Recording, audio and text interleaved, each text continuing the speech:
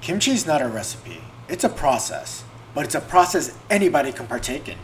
Don't be intimidated by complex recipes with super drawn out, minute steps. In this video, I will demystify kimchi for you with a super simple version for you to try at home. This is mat kimchi.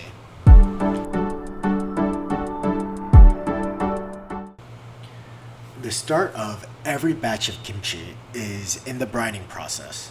For this quick version of kimchi called mat kimchi in Korean, I'm going to start by working in layers, starting with a layer of sea salt at the bottom of my container and sliced leaves of napa cabbage on top, and continue layer by layer until I work through all my ingredients. Make sure your cats approve of your methodology.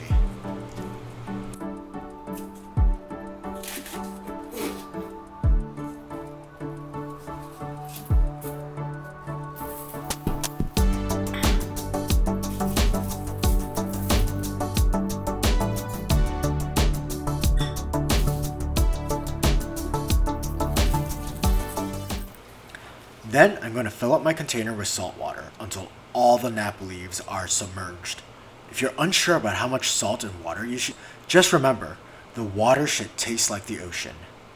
Rest and let the napa brine for 8 to 12 hours. I kick off the next day by creating the kimchi paste. Start off with making the porridge by bringing 2 cups of water and 2 tablespoons of sweet rice flour up to a boil and stirring until it reaches a porridge-like consistency. While I wait for the porridge to cool off, I prep my aromatics by first mincing a whole bunch of garlic. I like to use about 6 to 8 cloves, some ginger,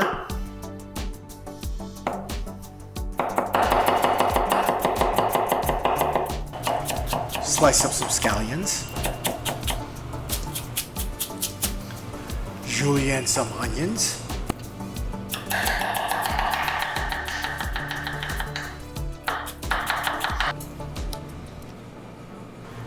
and lastly, I julienne half a daikon radish.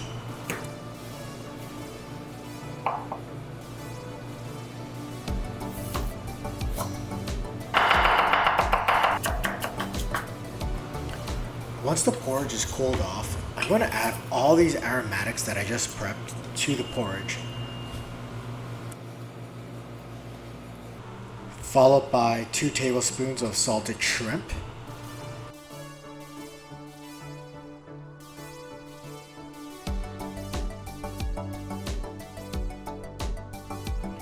about 3 to 4 tablespoons of anchovy sauce, or you could use regular fish sauce as well.